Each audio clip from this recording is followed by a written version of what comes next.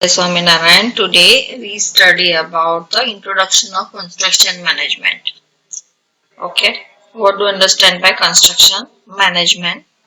तो construction management में क्या है कि कोई भी आपको कंस्ट्रक्शन वर्क करना है तो उसको प्रॉपरली मैनेज करना पड़ता है. ओके, सिस्टमेटिक वे से. नहीं तो क्या होगा,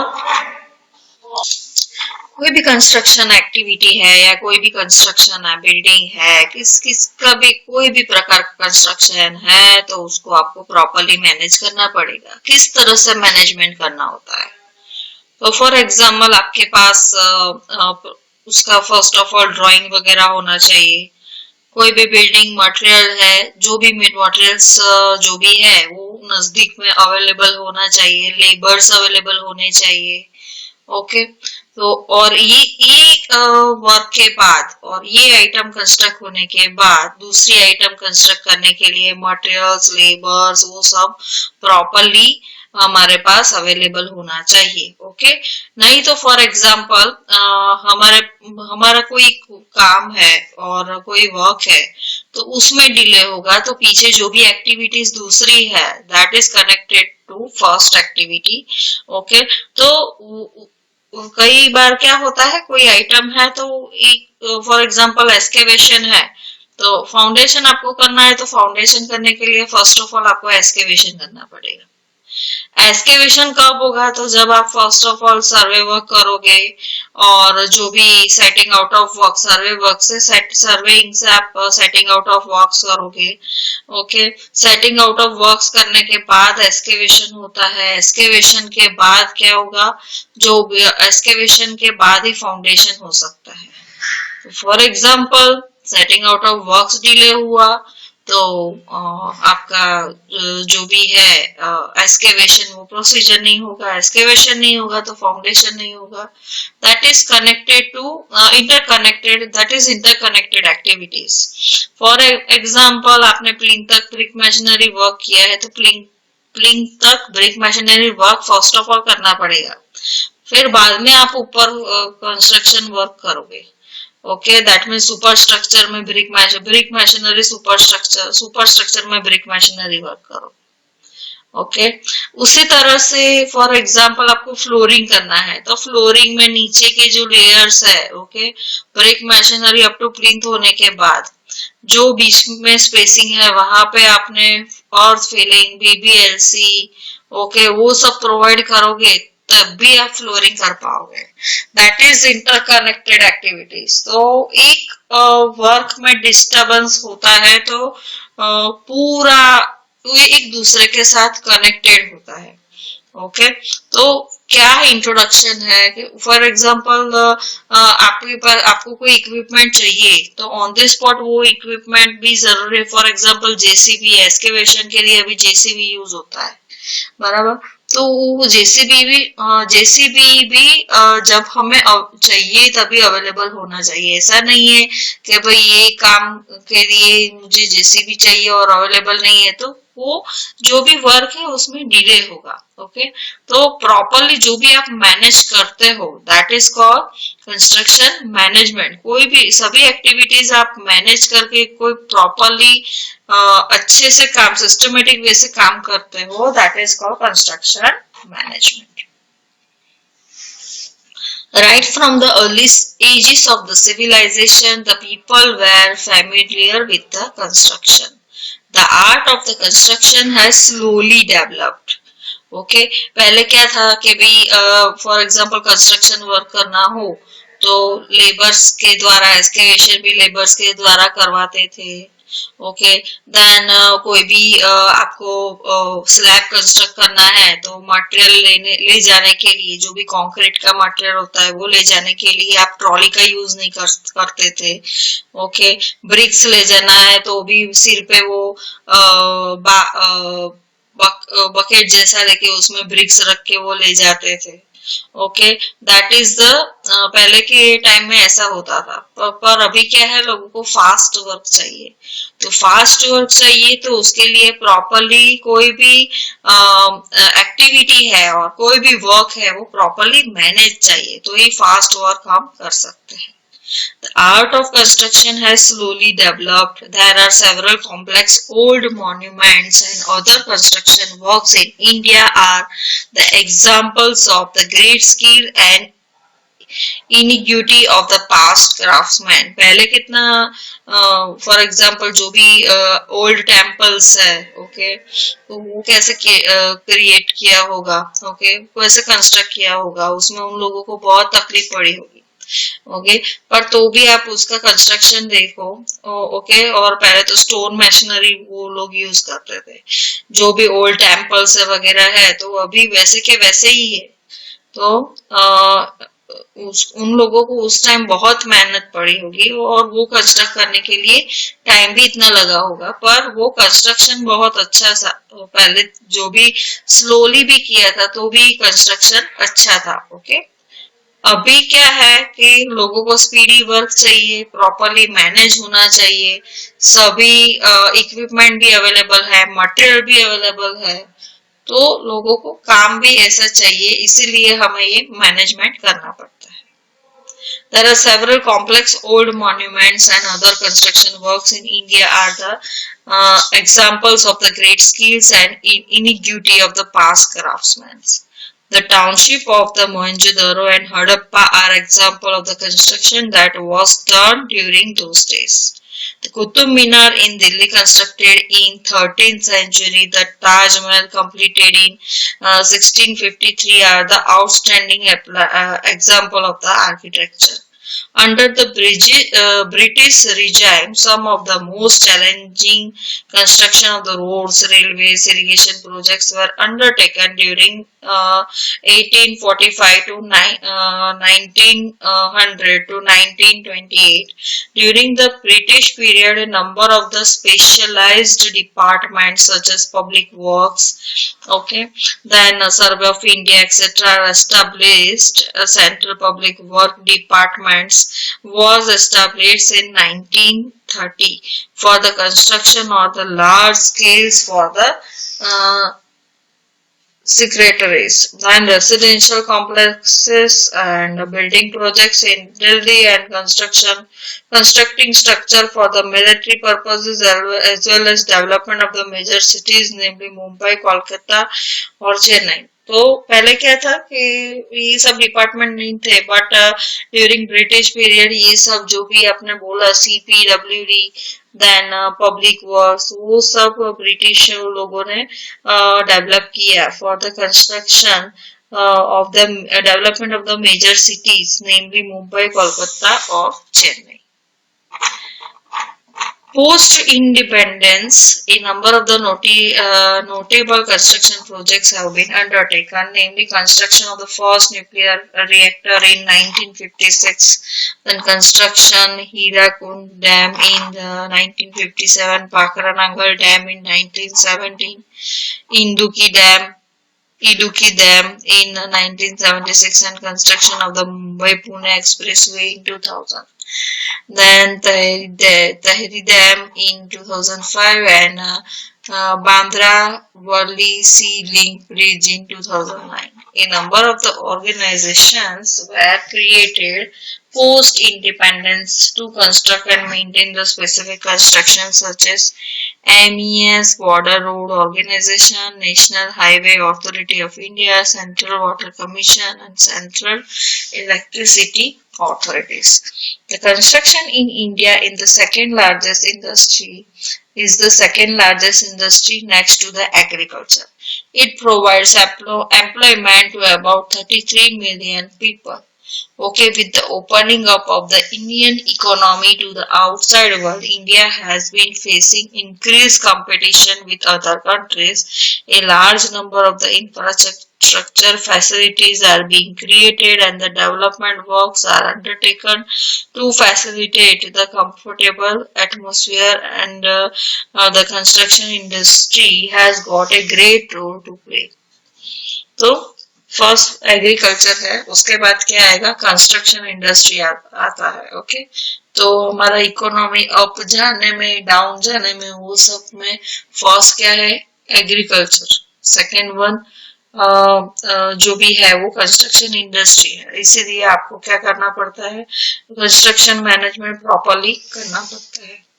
ओके, जो भी कंस्ट्रक्शन एक्टिविटीज करते हैं तो उसके रिलेटेड जो भी एम्प्लॉयमेंट वगैरह मिलता है, लोगों को काम मिलता है। ओके, तो उन एम्प्लॉयमेंट वगैरह भी, कंस्ट्रक्शन एक्टिविटी की वजह से एम्प्लॉयमेंट वगैरह भी होता है कि एम्प्लॉयमेंट जो भी पब्लिक है, पीपल है, उनको एजुकेटेड पीपल है, उनको एम्प्लॉयमेंट वगैरह भी मिलता है। ओके, तो with the opening up of the Indian economy to the outside world, India has been facing increased competition with the other countries. Okay, related to the construction, and a large number of the infrastructure facilities are being created, and the development works are undertaken to facilitate a comfortable atmosphere, and the construction industry has got a great role to play. Then a construction project. Construction project क्या है? तो a project can be defined as a temporary endeavor undertaken to provide a unique product or services. In case of a construction project, a product is the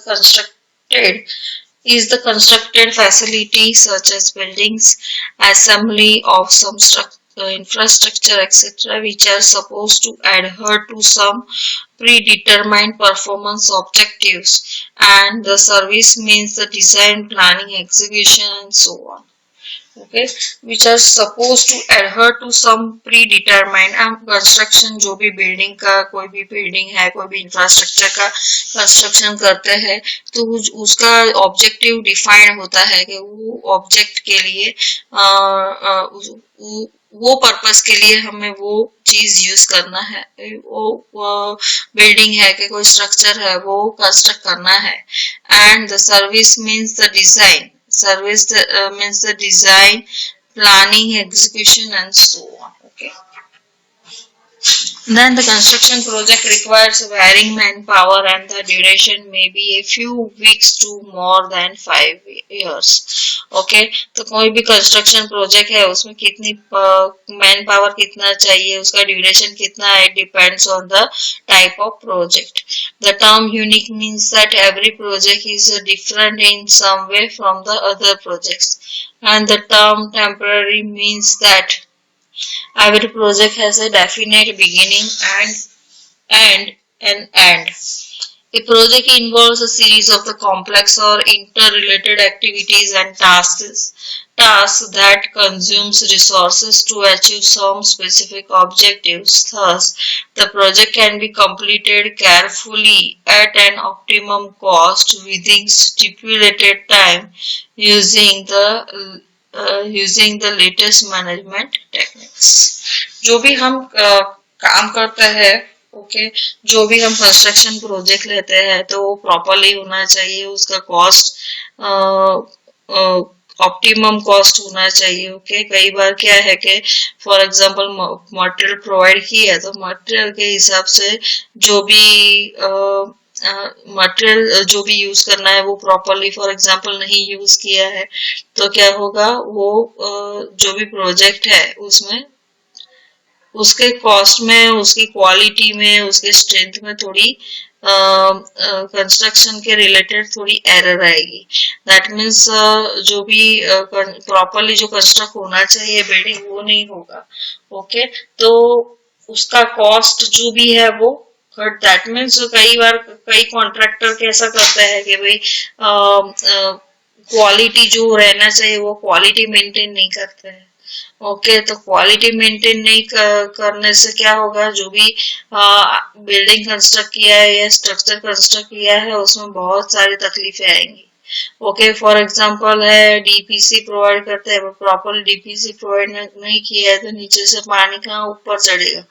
okay, तो पानी wall में चढ़ेगा, wall को खराब कर देगा. तो कोई भी कंस्ट्रक्शन प्रोजेक्ट है वो प्रॉपरली मैनेज होना, प्रॉपरली सिस्टमेटिक वे से काम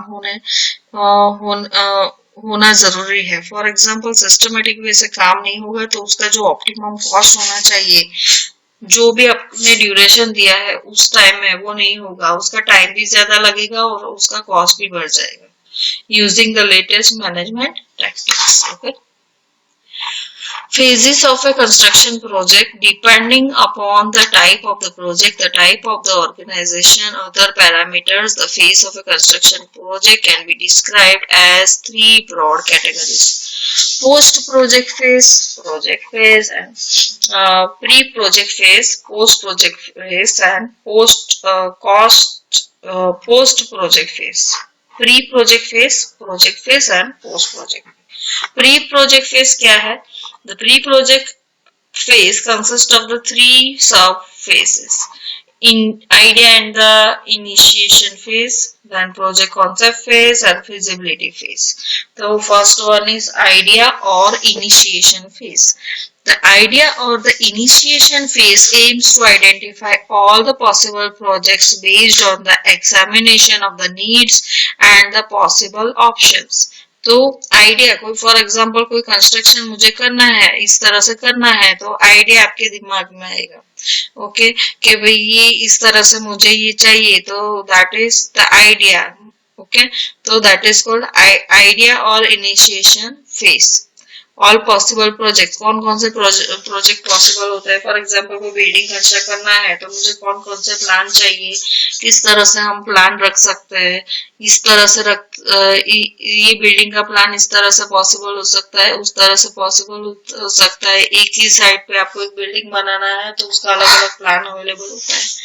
ओके, उसी तरह से कोई स्ट्रक्चर बनाना है, तो उसके भी ऑप्शन बहुत सारे होते हैं. तो that is called idea and initiation phase. Then next, for example, municipal authority may be facing problem of growing parking near a prominent city milestone. The municipal authority has to examine different options to solve the parking problems. The options shall be assessed again is the mission or tank and vision of the municipal authority and the availability of the funds. देखो, कई बहुत सारे option होते हैं, उसमें से minimum cost किस में होता है. Okay, the option shall be assessed again is the mission or tank and vision of the municipal authority and the availability of the fund कितना अवेलेबल है वो भी देखना चाहिए. उसके हिसाब से आपका जो भी आइडिया है वो फिट होता है कि नहीं होता है वो देखना चाहिए. म्यूनिसिपल अथॉरिटी दैट मीन्स कोई बिल्डिंग आपको प्लान करना है, तो जो भी बिल्डिंग बाय लॉज में रूल्स वगैरह दिया है वो सब भी मैनेज होना चाहिए. दैट इज कॉल्ड आइडिया और initiation stage. The next one is project concept phase. As many concepts are identified in the initiation stage, some selection procedures is used and several concepts are selected to meet with the objectives of the objective of the organization. Project concept phase. As many concepts are identified, बहुत सारे concepts होते हैं in initiation stage. Some selection procedure is used and several concepts are selected to meet with the objectives of the organization. That means बहुत सारे idea आने के बाद उसमें बहुत सारे initiation stage, some selection procedure, कोई सिलेक्शन प्रोसीजर होती है. ओके, वो सिलेक्शन प्रोसीजर में हमें हमारा जो भी ऑब्जेक्टिव्स है वो फिलअप हो रहा है कि नहीं हो रहा है वो भी देख के हम कोई भी प्रोजेक्ट select कर सकते हैं. The project concept has phase of a new construction project is very important as the decision taken in this phase has a significant effect on the initial cost. जो भी हम प्रोजेक्ट नया select करते हैं तो उसमें डिसीजन प्रॉपरली होना चाहिए कि इस तरह से ही काम होना चाहिए. ओके, फॉर एग्जांपल उस तरह जो भी सिस्टम है, जो भी प्रोसीजर डाला है वो प्रोसीजर के हिसाब से ही सब जाना चाहिए. Okay, then in this phase the greatest degree of the uncertainty about the future is cleared. Okay, the greatest degree of the uncertainty about the future is cleared. Then the selected project concepts are used as the inputs for the feasibility phase. The selected project concepts are used as inputs. तो आप inputs कर सकते हैं feasibility phase के लिए. अपना for example बहुत सारे ऑप्शन है ऑप्शन है प्रोजेक्ट के, उसमें से एक प्रोजेक्ट सिलेक्ट कर दिया, और फॉर एग्जांपल रेजिडेंशियल बिल्डिंग है तो उसमें से एक प्लान सिलेक्ट कर दिया है, तो बाकी आप फिजिबिलिटी फेज में उसको ले जा सकते हो। Okay, then feasibility phase, the aim of